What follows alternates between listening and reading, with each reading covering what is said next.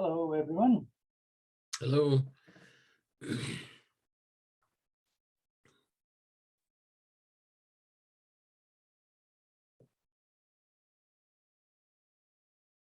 a bummer about Dana. I hadn't seen that until Eric told me. Yeah. I was working late into the night, as was she, and she was so good and so set to go. That's right. It's okay.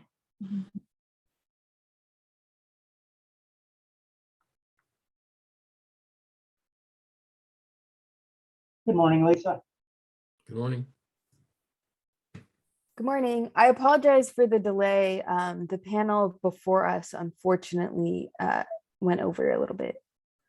No problem. It's to be expected with a, if that's as bad as it gets, you're doing really well.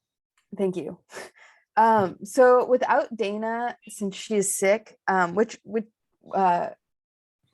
should we just go in the same order but leave her off Yes. the end? Yes. Lisa, do you want me to start it? So what, yes, 1 second. So just to confirm, you said you wanted to do, was it Scott, then Paul, then Eric? Paul first. Paul, then Scott, then Eric? Right. Perfect. Okay, then, yeah, I think we're ready to start.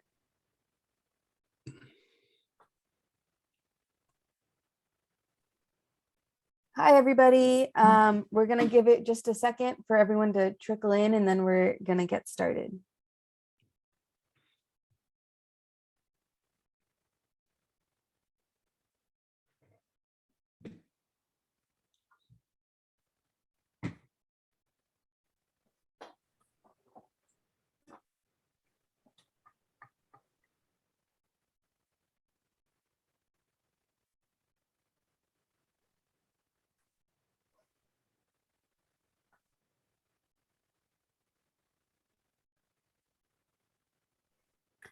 All right, it looks like most of our participants have filed in, so I'm gonna start with a couple of announcements and introductions, and then I'll let the panelists get started. So I want to say hello and welcome to the Public Environmental Interest Law Conference. And thank you for coming to the Impacts of Urban Forests panel. My name is Lisa Milstein. I am a conference co-director for PILC this year, and I'm going to be moderating this panel.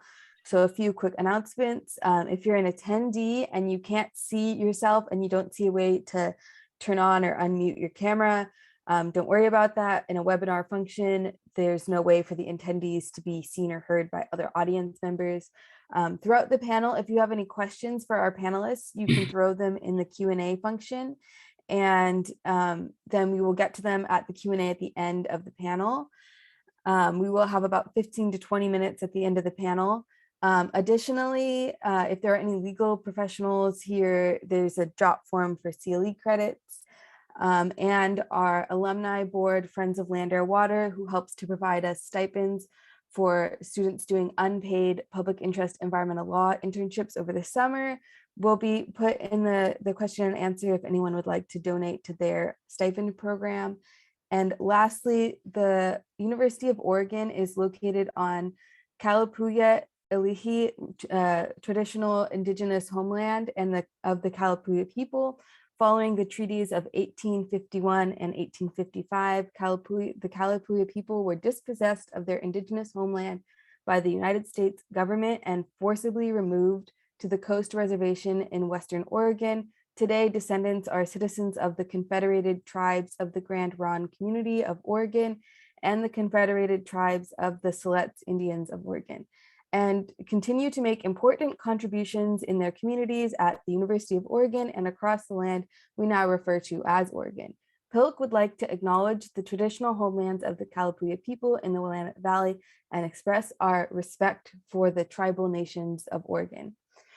So now I'll introduce our panelists. So first we're gonna have Paul Rise, who is an instructor for the Forest Ecosystems and Society at Oregon State. He is an educator, communicator, and strategic thinker with over 35 years of experience in urban forestry, agriculture, wildland fires, and natural resource planning and management at the local, state, and national and international nonprofit and academic levels.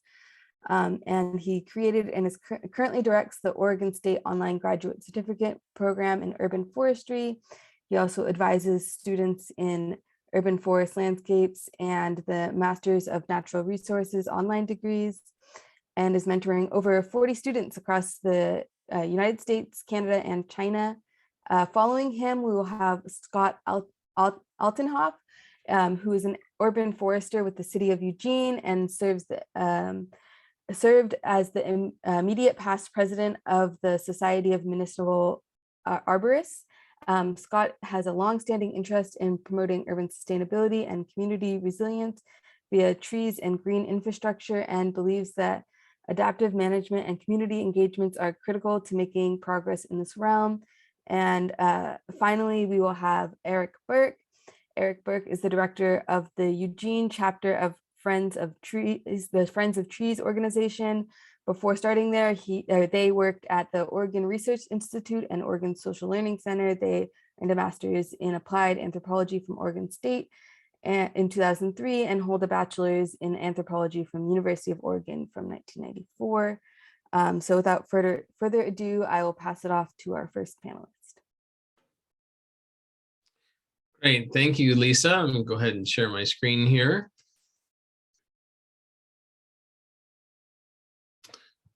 All right. As Lisa said, my name is Paul Reese. I teach at Oregon State University, and I will be the first speaker on this panel. We did have an additional panelist scheduled, my colleague Dana Coelho from Colorado State University, and she is unable to join us today. So hopefully Eric and Scott and I can kind of fill in the blanks for her as well.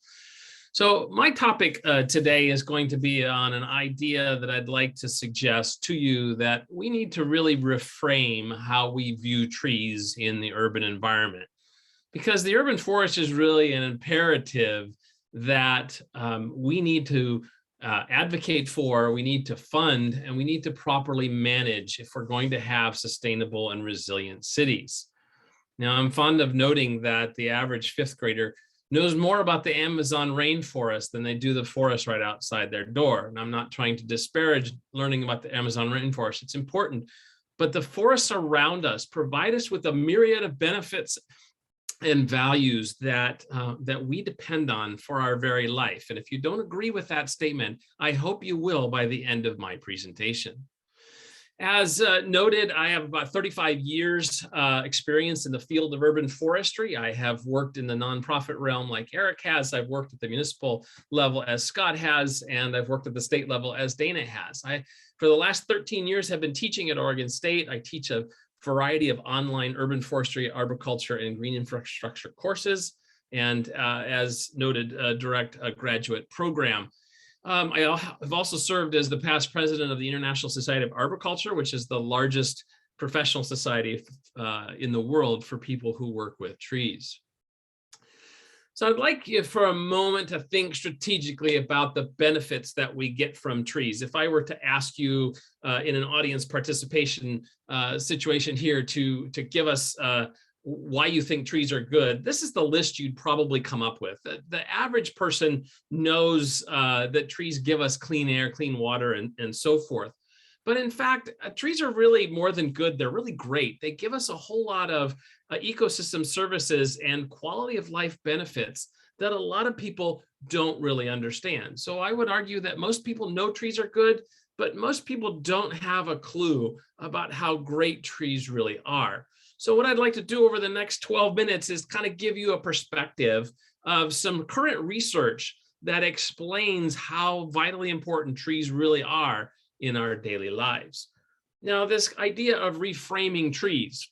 Reframing is really a verb that means how we change the view of, or how we look at something, and thus change our experience of it. And I like to use this picture of my grandson here. I have literally thousands of pictures of my grandchildren, and in most of them, you could see their faces. But in this particular picture, I took a picture of my grandson trying to catch leaves falling from the street tree as he and I were on our walk. And you can see the leaf by his shoulder there. By framing this picture from above, it tells a much greater story than it might have if I had just looked at him dead on center when I took this picture. So I'd like to reframe trees in 3 aspects for you today. First, trees are a matter of life and death. Next, trees make and save us money. And finally, they make or break our communities. And let's look at these in a matter of turn. First of all, trees are a matter of life and death. Now, I'm not talking about a metaphor or a figure of speech. This is a fact. It's a matter of science and about research. And what I do as an urban forester is I try to help community decision makers realize this and then act accordingly to properly manage the trees around us. Let's look at the research.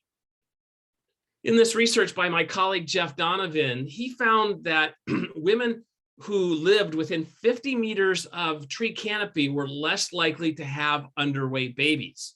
Now, what's the implication of that? Well, premature and underweight births contribute to many future health problems and have not only a public health issue, but an economic issue as well.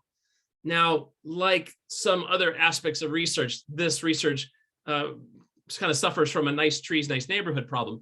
We're not saying that trees cause healthy birth rates. That's not the point here. The point is that trees are one of many factors that influence positive birth outcomes.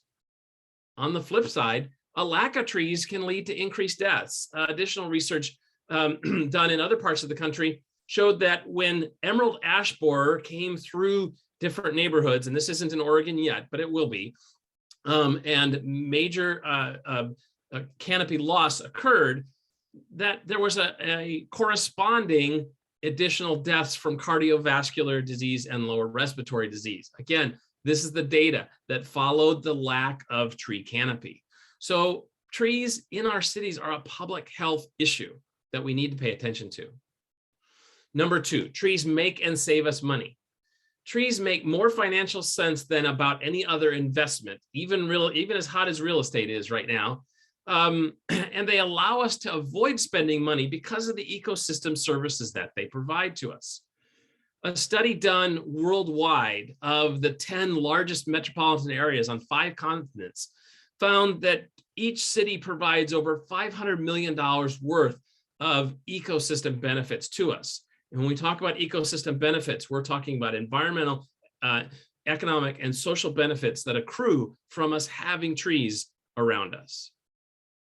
Again, back to the public health angle of it, even from an economic standpoint, a study in Philadelphia measured heart rate, measured stress of people that lived in cities, and found that having a view of green space significantly lowered their heart rate than a view of non-green vacant lots. So this reduction in heart rate suggests that there's a biological link between greening and reduction of acute stress. In fact, we have physicians now that are prescribing time in nature as a public health remedy. Number 3, trees can make or break our communities. There are volumes of research that show trees correlate to positive social outcomes in our community, and the lack of trees to negative social outcomes. Already showed you that slide. And this is a lack of trees is really an environmental issue. So let me kind of parse this out here for a second. My colleague, Dr. Vivek Shandis at Portland State, did a 108-city study that showed the relationship between the past inequitable process and racist practice of redlining to today's heat island effect and lack of canopy cover. If you're not familiar with redlining, that was a government-endorsed racist practice that denied investment and mortgage in inner city communities. And those areas that have been redlined, and this was active from about 1930s to the 1970s, still today, they show consistent patterns of lack of tree canopy to these historically underserved urban areas. To compartmentalize this out on just one little example here, here's a Richmond, Virginia, as you see in the left. The areas in red were inner city areas that have been redlined. The areas in yellow and green obviously were not. So if you compare a census tract in the redlined area versus one that's not, you find that the redlined area has increased poverty. They have lower life expectancies, higher rates of diabetes, blood pressure, obesity, pulmonary disease, and so forth. So the fact that these areas have been redlined and have fewer amounts of tree cover provide impacts, negative impacts that really last even in today. What's the answer to this? Well, the answer to this is to understand the concept of tree equity, because the benefits of urban forestry, while they're large and expansive, have not been equally distributed in our society. The conservation group American Forest came out with a tree equity scorecard that maps all of these factors from economics to race to health to canopy, and allows us to pull up for urban areas a map of the tree equity for that area. So I pulled one up. This is Corvallis, where Oregon State is located. And as you can see, the tree equity score for Corvallis and some of the local communities nearby, such as Philomath, ranges from 24 to 98% on a score of 100. Again, this is a tree equity score that takes in all these factors to decide how equitable the benefits that accrue from the urban forest are to all populations. Considered an inclusivity, diversity, and inclusion, an equity type of model here. You can go to the address on the screen, treeequityscore.org, and you could pull up your area, whether it's Eugene or Portland or Denver or Chicago, wherever you happen to be calling in from, and you can look at your tree equity score and understand the impact of that yet today. So to kind of conclude my remarks here, and my colleagues will pick this up and will, I think, reinforce some of the things that I'm raising with you today. I want to try to connect this to the pandemic, because the theme of this conference is the new normal here. And I think we've all experienced a new normal in the last 2 years. And what's interesting to me as an urban forester and as a social scientist is that the pandemic has caused people to have conversations about resiliency and what's essential. Now, personally, I have a bit of a problem with this, because our politicians have tried to determine what's essential and what's not essential. And I have to say, if you have a job that's paying your mortgage and supporting your family, that's pretty essential. But from a tree standpoint, trees are really essential for our health and for the livability and for public safety, because urban forestry is really about managing for resiliency.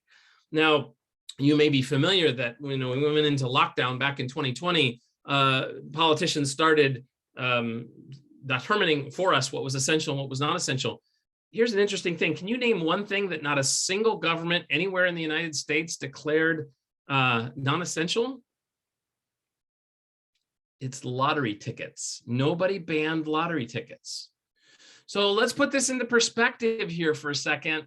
We're saying that lottery tickets are more important than the trees that give us clean air, clean water, economic health, that result in or that contribute or influence into better birth outcomes and less stress. I think trees are really very essential. And I hope that just from the few research studies that I've provided to you today, that you will come to agree with that as well. Thanks for attending today. I've got a couple of great colleagues to follow me here that will give you some additional perspectives on this, and I look forward to chatting more about this topic with you. Scott? Excellent. Thank you, Paul. I will share my screen here.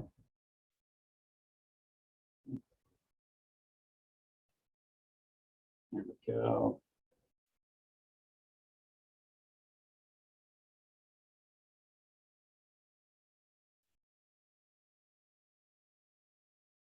How's that? Is that in presenter mode, Paul? Yes. Okay, great. Not yet, Scott. You're on. You need to hit the screen show. How's that? There you go. Great. Excellent. Thank you, Lisa, for that introduction, and thank you, Paul, for teeing things off and framing all those important considerations. Basically, I will take many of the ideas and concepts that Paul presented and show how I am trying to apply them and factor them in here in a specific context, that context being Eugene. As Lisa mentioned, I'm currently working as an urban forester here for the city of Eugene, and I work closely with Eric and Friends of Trees, and have worked closely with Paul. He was my graduate advisor at Oregon State University, so pretty small community and lots of mutual respect and admiration. On the topic of the different normal, this shot that you can see, the overview of Eugene, is really what drew me to live in Eugene. I've been here now for about 30 years, and this is a quintessential summer day, a beautiful mix of built infrastructure and green infrastructure and trees and forests. And as striking as the natural environment is, it was very clear to me also, in contrast to Los Angeles, where I spent my high school years, that the social environment and the socio-political and economic environment was markedly different. And I would contend that that is a direct reflection of our natural environment and the culture that stems from trees and forests and rivers, as we have here in the Pacific Northwest.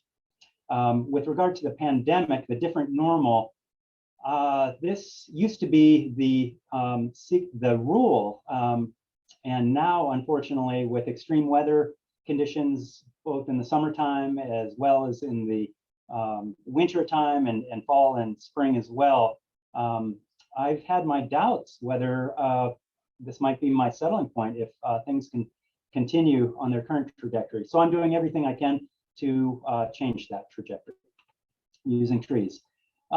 Thank you, Lisa, for providing the land acknowledgement. I too would like to express my respect, my gratitude, and my regret for the historic displacement and marginalization of First Nations people, First Nation peoples, and would like to commit to first acknowledge past harms in the spirit of healing. That's what we need first and foremost, both as a nation and as a planet, to really acknowledge where we've gone astray. And we don't have to look too far to figure out what is plaguing us. And I would contend that that is working in opposition to nature rather than working with nature and natural systems, as the Native Americans and the First Peoples did with true expertise, whether that was using prescribed burning to manage forests and prairies and game lands, or working with the rivers and the seasonal flooding. Nowadays, we view those two events, flooding and wildfire, as something harmful and catastrophic, but that's because we aren't working with nature. If we actually, strangely enough, have a dearth, a paucity, a lack of flooding and a lack of wildfire.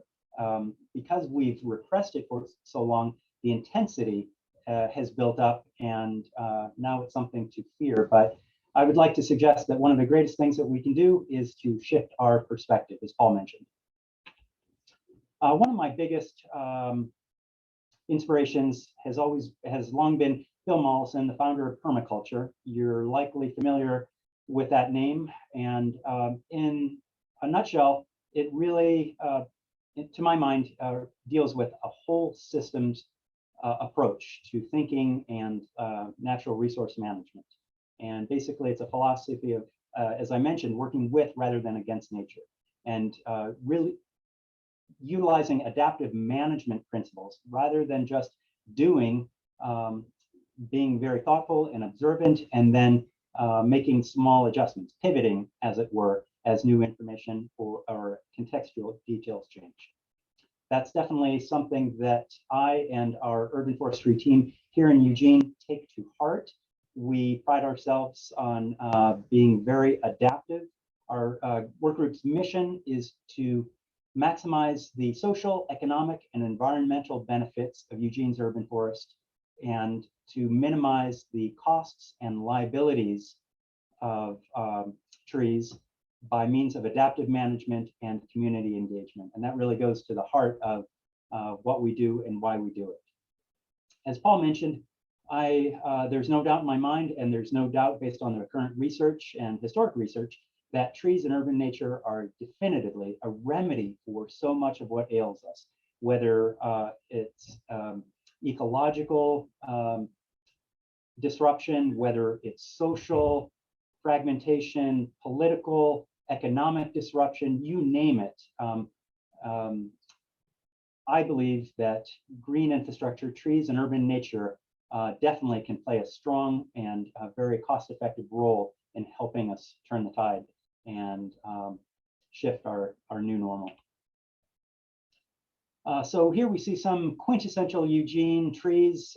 It's what just stuck out to me when I first arrived in Eugene.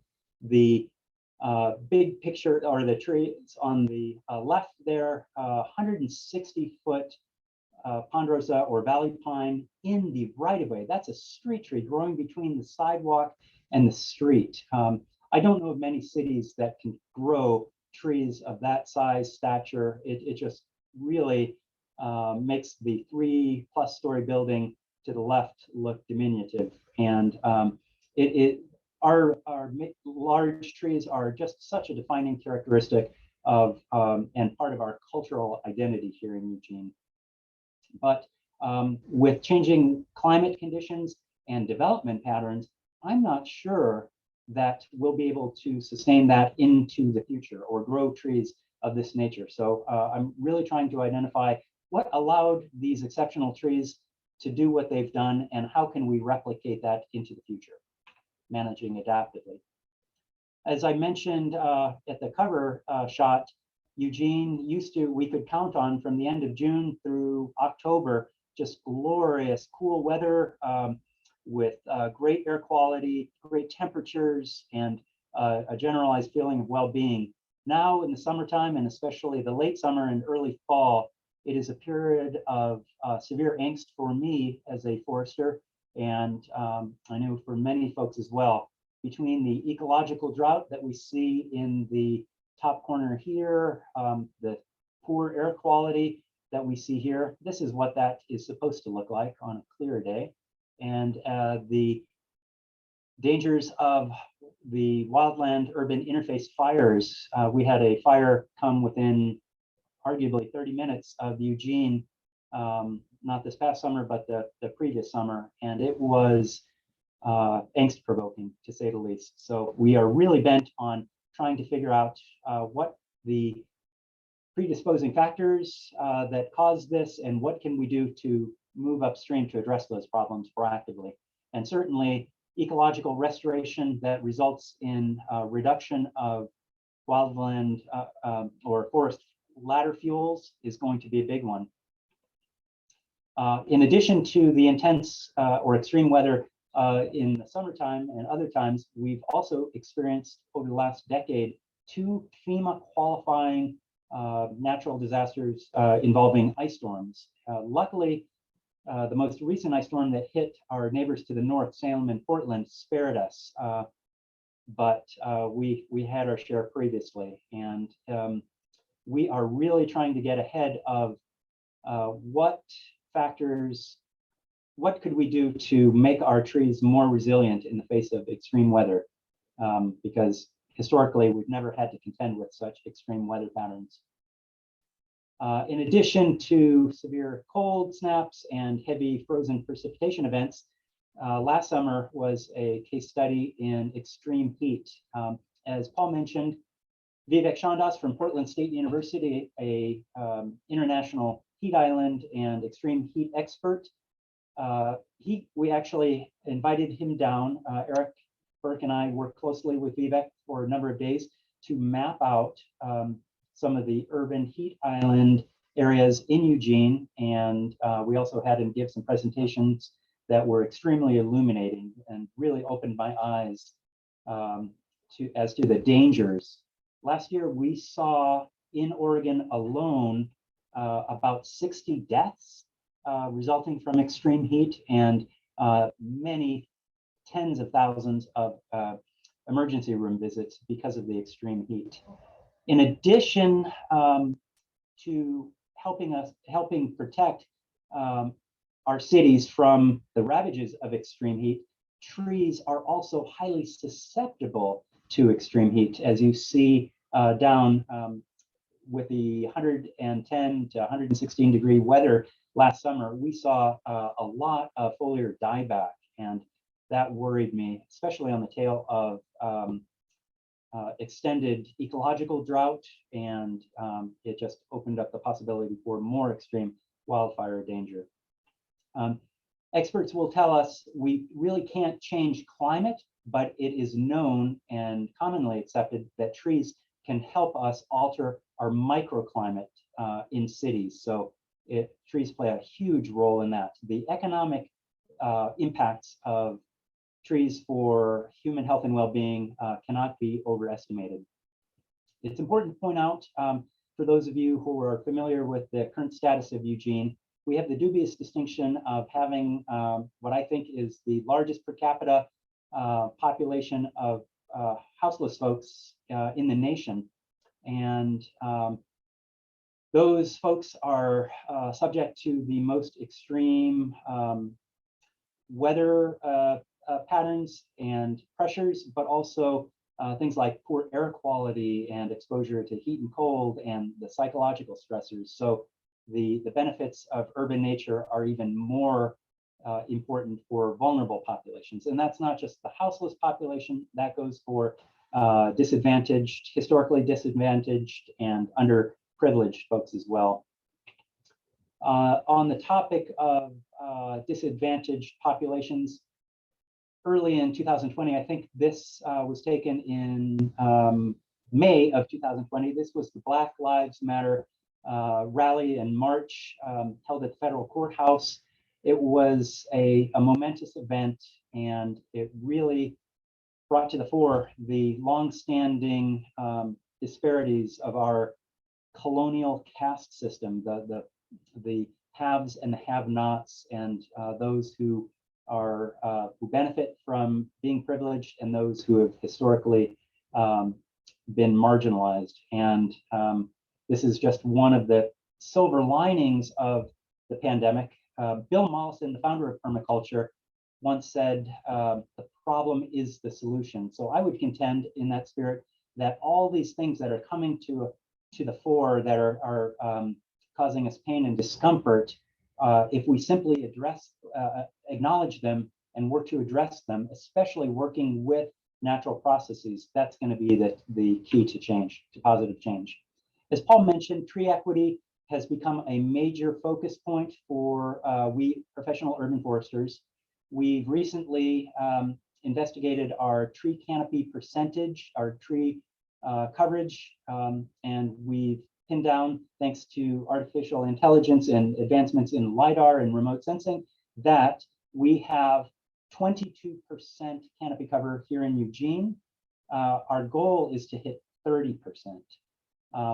And that varies, as you can see here. The darker green areas have high canopy cover, up to 87% in some cases, down to 2% in the really light areas. But that's only part of the equation. That is looking or assessing the tree situation. We've also got to factor in vulnerability. So factoring in the socioeconomic or demographic information, overlay that with the natural resource or tree information, and then we've got powerful things that we can act on. You see in the red, those are sites that are prime candidates for enhanced tree care and enhanced tree planting. So one of the bright sides of the age we're living in is the digital revolution has allowed us to do so much more with limited resources. So there's a lot of doom and gloom out there, but I'm energized and optimistic about turning the tide using technology. This is a shot showing our deplorable soil condition. We're losing trees left and right, but more importantly and more frighteningly, we're losing high quality soils left and right. And I would contend that that is our primary resource, our primary asset that we need to focus more attention on. The biological productivity and the hydrological function of our soils is being neglected. We're paving over our paradise left and right. And sadly enough, largely, in large part due to federal regulations related to stormwater quality. So these bioswales, these engineered stormwater facilities that you see popping up in our streets, they're often a good thing to help us with excess storm water during high rainfall events, but they often come at the expense of street trees. This is an interesting case study. The neighborhood here to the right was planted 20 some years ago. The new neighborhood here planted just within the last 5 years. There are only a handful of tree sites that were available because they were displaced largely because of stormwater facilities in the right of way. This is the stocking level that you see in the older neighborhood.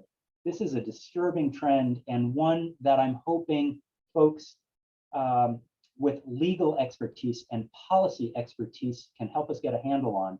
Here in Oregon, we have land use planning laws, urban growth boundaries, which have been a great thing by and large, but right now we're in the difficult point of forced densification, which ultimately I think is going to be a good thing, but our urban forest is really experiencing some growth pains. And until we get some policy and legal changes identified and undertaken, we're going to be in a world of hurt. So that's a call to action to you legal minds to hopefully turn your expertise and talents to this realm. Very quickly, I'm so proud and excited. A local company based here in Eugene called NatureQuant, a local data scientist and a physiologist from the University of Oregon, have developed some really amazing tools to help us to pinpoint the health and well-being, the exposure to nature of certain locations. So I just plugged in the address for 15th and Agate, the site of the law school, pinpointed here on the map. It factors in a number of factors related to tree canopy and noise and light levels and exposure to nature. And it, as Paul mentioned, can precisely pin down the health contributions just by virtue of exposure to those positive factors. It's groundbreaking, so I can't wait. If you have a chance, do a search for NatureQuant or Nature Score on the web, and you'll be astounded. Just wanted to do a quick case study, a site that most people are likely familiar with. It was one of the momentous, the largest and most controversial situations in my experience as an urban forester. We have historic Hayward Field right across from the University of Oregon Law School with a long line of very mature elm trees, very iconic site, very iconic set of trees. However, in the name of progress, we built a new stadium, and no one can deny that this is not a spectacular new stadium, no doubt. But on the natural resource side, we lost some big trees. We gained a greater number of trees of smaller size, but here's what we lost by way of street trees. Here's what we gained. These trees will certainly grow, but we have a friend, a local urban ecologist named Whitey Lewick, and he actually did a nature walk, I think earlier in the week for Pilk, and one of his mantras is trees for life support, not trees on life support. And I can't help but wonder which one we have with this situation. So we've been doing a lot to remove impervious surfaces to make the switch from gray to green wherever we can. We've also been really working to enhance our understanding of carbon cycles, monitoring that and trying to maximize sequestration and storage of carbon and to make it persist in the soils and to help the hydrological cycles. One of the most exciting examples of this is a revolutionary biocycle farm in the north of Eugene, a hybrid poplar farm, 400-acre site that is growing poplar trees, harvesting them, milling what can be milled, very desirable non-dimensional lumber for fascia. It holds paint really well, very structurally stable, but it is irrigated using tertiary wastewater, which is a liability. It is fertilized using biosolids from the wastewater treatment facility, and the carbon that is sequestered is either utilized as millable, sellable pieces or as biochar. It's also a site where the Northwest Youth Corps has been doing work, so workforce development opportunities. So I'm so excited. I truly believe that that is a model for other cities internationally to follow. So I'll leave it with that.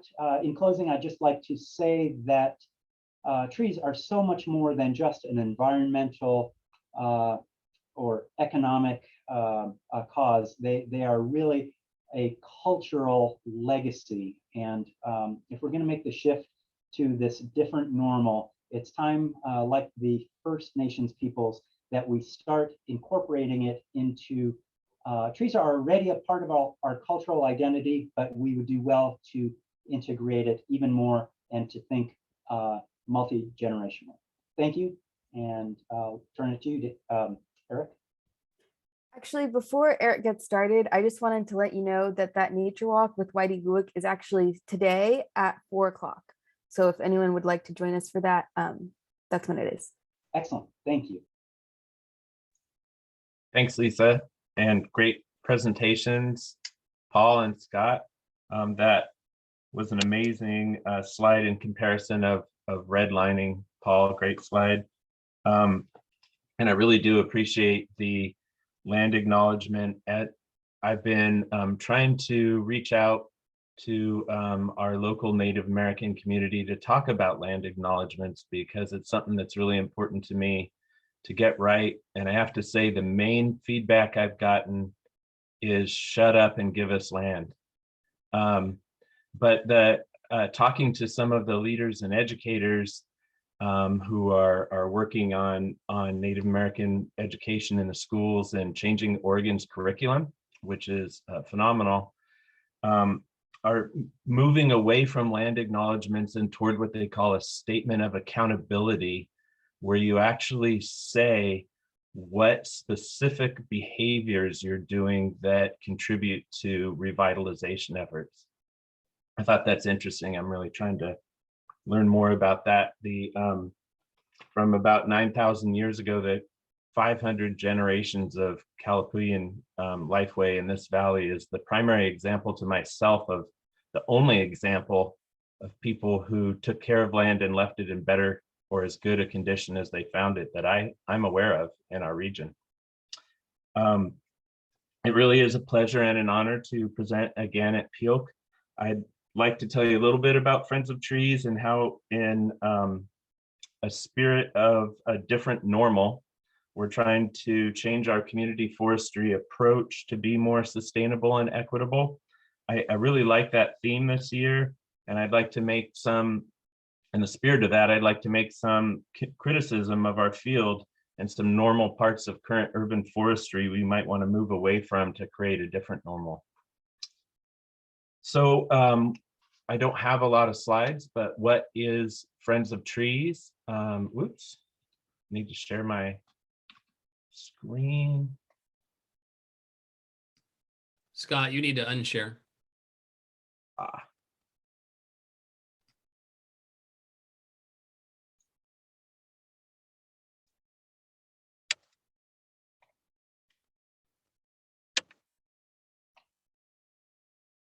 There, is that working? Yes, it is. Excellent. So Friends of Trees is a nonprofit organization formed in 1989 that works in about 20 cities in Oregon and Southwest Washington, bringing people together to plant and care for trees. I work in the Eugene Springfield chapter, which serves the 146th largest metro area in the US. We have 4 staff here with 3 paid FTEs. Our local branch of Friends of Trees officially began in 2011, but grew from local tree groups going back to the mid 1980s, most of those that Whitey Luwak was involved in. We're funded by a mix of government contracts, individual donations, business donations, grants, and tree fees. And last year we planted about 600 street trees, yard trees, and open space trees, and additional native shrubs and forbs. In addition to planting trees, we also have a volunteer pruning program, as well as work parties to weed, mulch, prune, water, and restake trees. We also lead about 20 free tree walks a year, do a lot of tree outreach, and engage volunteers to check on all the trees we plant and give feedback and information about tree watering and care to new tree recipients. Our small chapter here in Eugene, Springfield has taken years to grow to the small size we are now. Funding has always been an issue. We've worked really hard to build, for years, to build healthy partnerships with both City of Eugene and City of Springfield, and with many other community partners and supporters. Friends of Trees community forestry model, it turns out to have several weaknesses. A core one is that it's oriented towards landowners and struggles to get trees into the lives of renters or poor people who move frequently. Over the past year, we've made substantial changes to our model to increase the sustainability and equity of our work. I'd like to take a few minutes to talk about our equity approach that we're piloting in West Eugene in some of the areas showed in Scott's slides there. So Friends of Trees offers highly discounted trees to everyone. But this year we received funding that allows us to offer scholarships for half or free trees to anyone in who needs them, and for the first time for private yard trees, which is a big step forward. This year we partnered with one neighborhood in West Eugene, Active Bethel Community, on what we're calling focus area plantings, where as we pilot this year, we hope to continually learn and improve our new approach and refine our work and move it into new neighborhoods. We're starting by using the, we started using the American Forest Tree Equity map here, and the areas that we're focusing on are this neighborhood here, and you can see it has a 6% canopy cover, very unusual for Eugene, 40% people of color, and the temperature here is one of the highest in Eugene, so it has a strong heat island effect. 34% people in poverty, and then we're also working in this neighborhood here, and next year we're going to move into this neighborhood, which is Eugene's most underserved neighborhood. You can see it has 76% people in poverty and the highest temperature score in Eugene. So we're really looking forward to doing more work in that neighborhood where we started working in 2010. We've also used the City of Eugene subscription service Tree Plotter to help identify high need areas. And one of the important things was not just to go into these areas and do work at people, but to develop partnerships with active neighborhood groups and residents. So there's a very active core of volunteers that serves this neighborhood here, the Bethel neighborhood. And we chose these two focus areas of 8 to 10 square blocks to try and see if we could really make a difference there. And in the beginning, we attended and presented at community meetings and were featured in neighborhood publications offering free street and yard trees to all residents in each of the focus areas and the entire neighborhood. We held tree walks in each of the neighborhood parks that are kind of the core of these focus areas that we're working in. We followed up the tree walks with canvassing days where instead of Friends of Trees staff going door to door, the neighborhood residents themselves went door to door and put door hangers on every house, every single site that had room for public right-of-way trees, offering free trees and support with watering and stewardship. At those events, Friends of Trees staff were available on foot or bike to do free tree inspections or to provide site selection and guidance. So far this season, 65 households in these two neighborhoods signed up for trees. Friends of Trees inspected each site and offered trees suited to the soils and planting strip widths. We provided phone advice on tree siting and selection to dozens of additional neighbors. Last Saturday, we had our first planting. It's actually our third planting in this neighborhood this year, but it's our first of these two focus area event plantings. And I will just show you a couple slides from that. This is the introduction, and one of our city councilors who represents that ward and who has done work to get additional funding for urban forestry and for Scott's team, and is very interested in increasing that funding. Spoke to the neighbors at the intro there, and the neighborhood is kind of divided into two wards. And both of those counselors attended this planting and went out and planted trees, gave the neighbors a chance to raise their concerns directly to the counselors and feel heard. This little guy had a great time planting. And one of the really interesting things about the neighborhood we're planting in is that there are very few planting strips, but the public right-of-way extends between 12 and 20 feet in from the curb, which presented a bunch of additional challenges, but also is much more hopeful for the future of these trees not having conflict with hardscape. Our goal in these focus areas was to get as many trees as possible planted with as many neighbors as possible, and have as many of our teams replace truck and car transport with walking and biking teams. At this planting in Gilbert Park, we had 50 volunteers plant 42 trees. Of our 6 planting teams, 4 teams walked to all their sites. To try and begin to address the issue that's a real challenge of getting trees to rental properties and households that do not sign up for trees, we're completing preparations for an opt-out planting in our second focus area. The Friends of Trees opt-out approach is to choose key sections of streets in the focus neighborhoods and inspect and mark all available right-of-way planting locations following city guidelines, marking each of them, especially focusing on rentals and neglected properties. Then we look up the property owners and send them letters notifying them that the right-of-way adjoining their property will be planted unless they let us know they want to opt out. So we call this the opt-out model.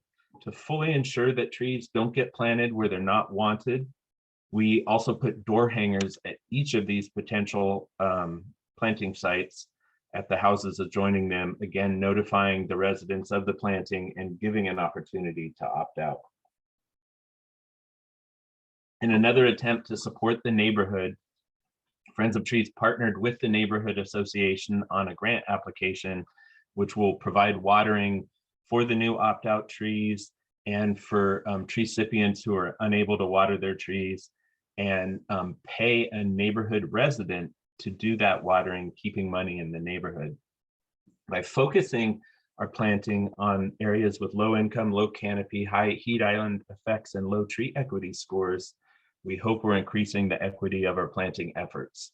By consolidating our work and into these smaller focus areas and neighborhoods, we're able to do more work in a small area, but also reduce our driving and do a lot of inspections all at once, and with less driving to single inspections. And planting in these tight areas allows us to plant on foot or with bike teams rather than with trucks. And it also will increase our sustainability because future watering and volunteer pruning events will be consolidated, so there'll be less truck driving in that way too. Our planting last Saturday went well. We had a great attendance from people living in the specific neighborhood we planted, as well as it was great having the local electeds there. The majority of our teams were foot teams, It was a really positive event with friendly neighbors greeting teams throughout the area. Our partners at the City of Eugene made major contributions to the same focus area neighborhoods.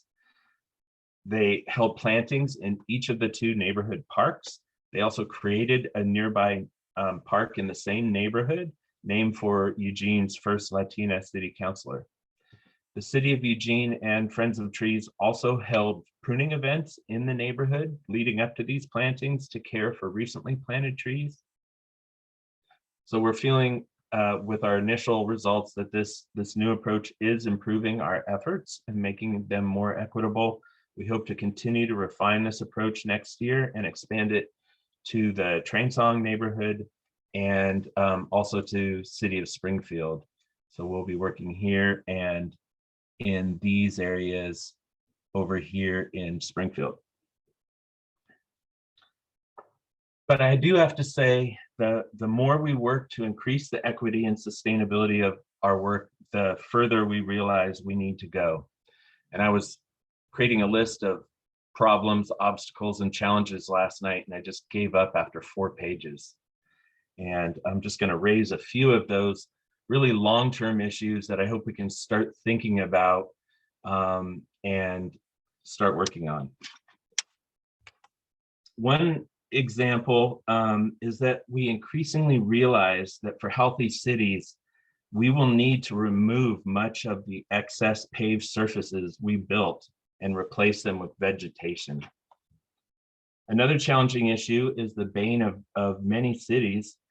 We fund tree planting primarily in the worst possible place for trees, the battered soils of right-of-ways where we historically planted large trees in sites with too little root volume. We abuse the soils of the right-of-ways we plant our trees in with machinery, utility trenching, introductions of gravel, nitrogen, pesticides, fertilizers, etc. In wealthy areas of the city, widespread use of lawn irrigation, wastewater, and excessively drenches the upper layer of soil, killing many trees and encouraging surface rooting and pathogens. In a high proportion of sites in cities, we wound our trees with mowers and string trimmers. In these battered right-of-way areas, often 3 to 6 feet wide, our history is planting trees whose mature diameter is the same width as the planting strip or greater, which demolishes sidewalks, sometimes as quickly as within 8 years of planting. Cities plant many of these trees against the adjoining landowner's will, then bill them $2 to $8K for sidewalk repairs, remove the trees, and start the cycle again. And you can just see this everywhere we're walking through these neighborhoods. And this has turned a significant portion of our citizenry against trees and our city. Some additional significant local urban forestry issues include primarily planting summer rainfall trees in our summer drought climate, chronic issues with stock quality in the nursery industry, lack of a regional urban forest character, a near absence of skill and knowledge in our citizenry related to trees and horticulture, narrowing the genetics of the trees we plant, almost complete absence of interest or concern for provenance among tree growers, the patenting of life forms we call cultivars, and the total subordination of our city to cars and the built environment, the harm to the land and farm workers inherent in the production of our trees, a focus on ornamental rather than functional values in tree selection, and the relative rarity of structural pruning of public trees, and countless other issues that guarantee us centuries of work. As I was arriving here today, across the street, entire crew was moving across the landscape with machines, scraping away the organic matter that the trees needed and blowing it into the street. So these are a lot of really challenging problems that I can't imagine how we can move forward very quickly on. If we can stick together, limit polarization, and commit to several generations of work, we can move our profession towards one that makes greater contributions towards taking care of people and nature. I'm a big believer that doing physical work together in a convivial environment can help us build a better future. Despite all these issues I just raised, in the last year, I've been more heartened than I've ever been by seeing more interest, concern, and passion for change in urban forestry than I've ever seen before. Thanks a lot for listening.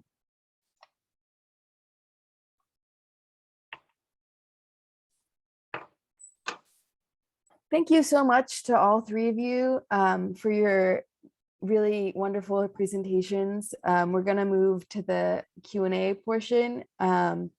So the first question we got in the chat, and just a reminder for those of you watching, feel free to add any more questions that you might have. But is there any correlation with percent canopy cover and home values?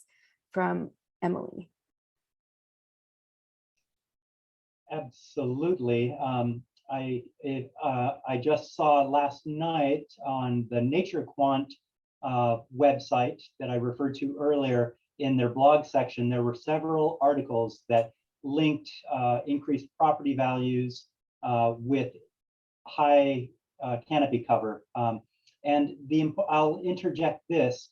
Oftentimes folks will blithely say, oh, what a great thing. We have to be mindful of gentrification and displacement. That's not a reason not to increase tree canopy cover. We simply have to be mindful that it is a possibility.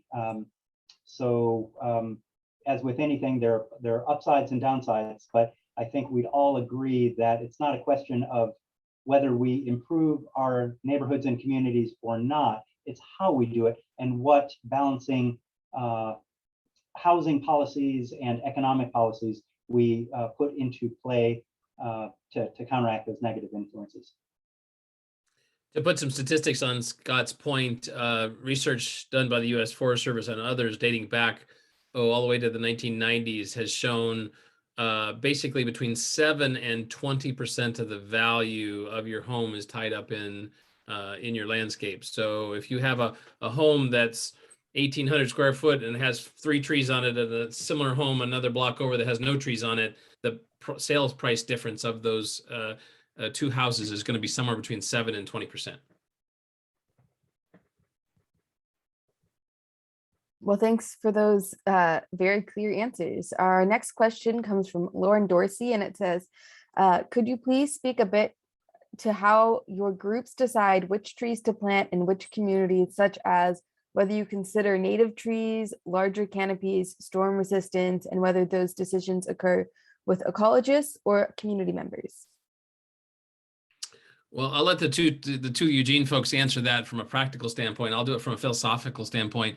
The prevailing wisdom in urban forestry is right tree, right place, and that is that we select the species to be planted based on what the site requirements are. And so, the answer to your question is Douglas fir is native tree in Oregon. It's not native to a 4x4 cutout in downtown Eugene. Now, Scott showed you a great picture of some very large mature conifers in some very small spaces. So it is possible, but generally there's a place to plant native trees and there's a place to plant ornamental trees. But the fact is you let the site dictate the species choice.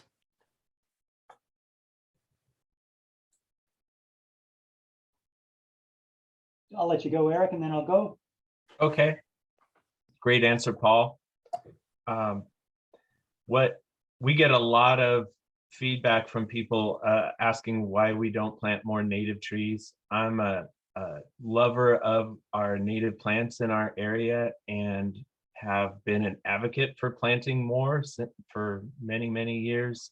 And we actually, last year was the first year Oregon white oak was the most common tree that we planted.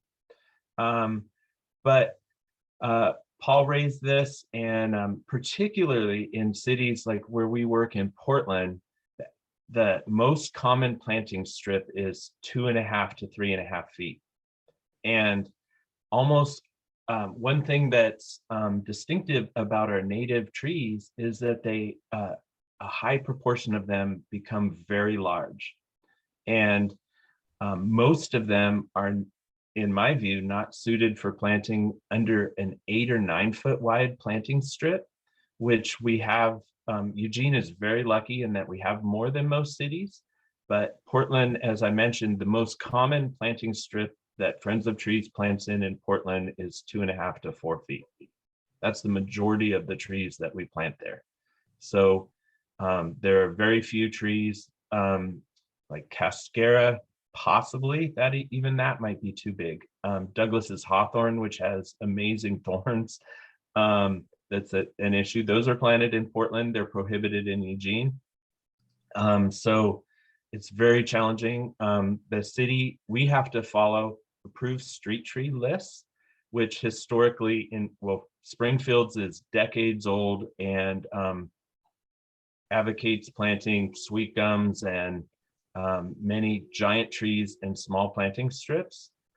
So we're working with the city, hoping that can be revised. We're actually encouraging them to adopt Eugene's, which is a challenging discussion because City of Eugene made the best revision I've ever seen anywhere of an approved street tree list and really started to address the size and the sidewalk conflict issue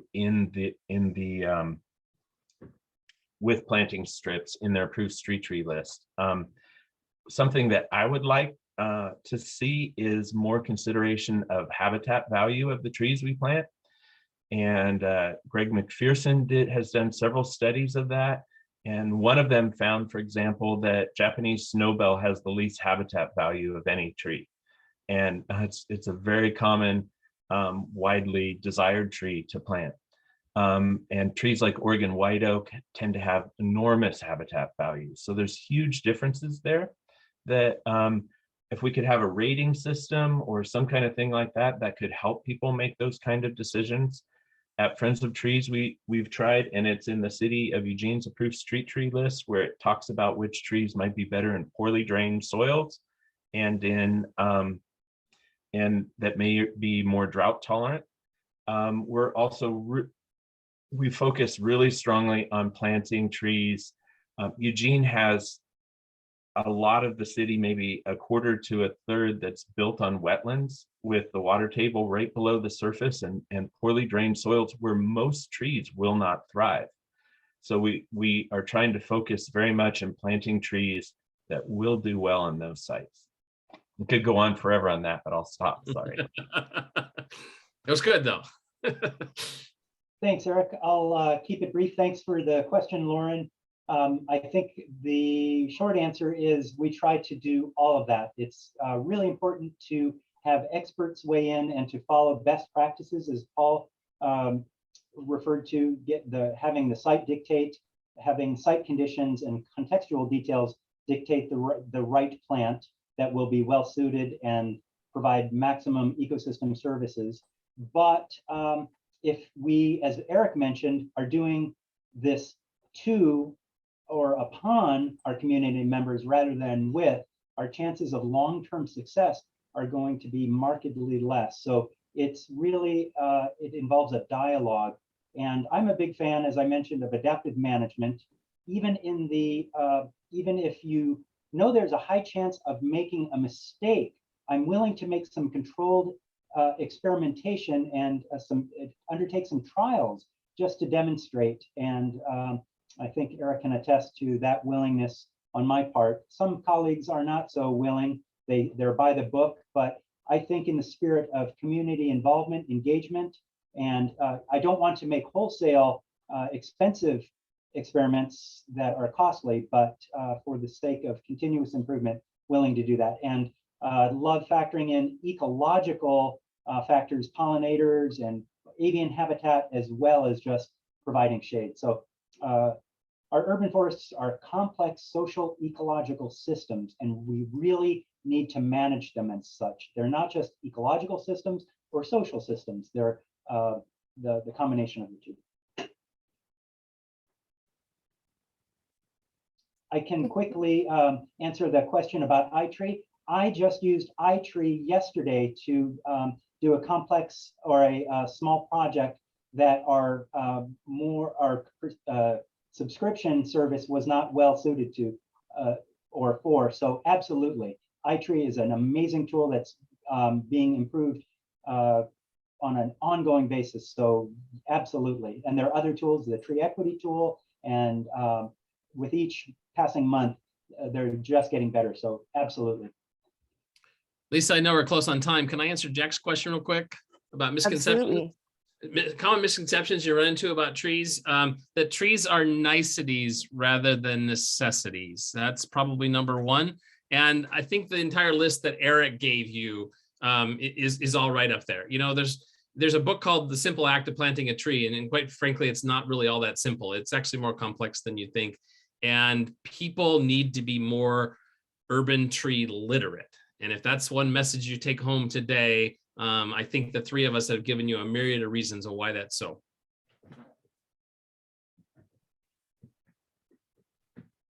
I think we have time for one last question if all our panelists are up for it. So I'm going to read one from Art Fairley that says, how can we deal with the apparent conflict between on-site stormwater management, swales, etc., and street trees? Aren't there some plantings that could be made that would be compatible to both goals? Willows, ash, question mark. I can jump in very quickly.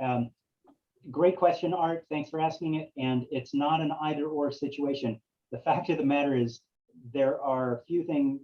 A tree, a well-planted, well-sited tree is one of the most amazing, highest functioning stormwater facilities.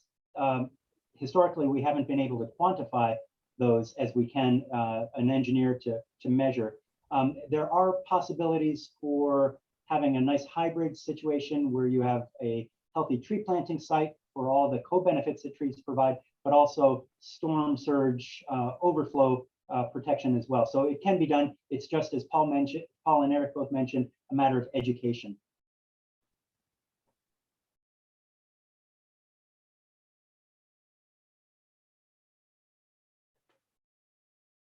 Paul and Eric, do you have anything to add to that answer? It was a great answer. I'm good. Great answer. Yeah. All right, then it looks like we're just about at time. So I want to thank all three of our panelists for coming and presenting, and everyone who came and watched the panel. And I hope to see you all at more events throughout the weekend. Thanks, everyone. Thank you.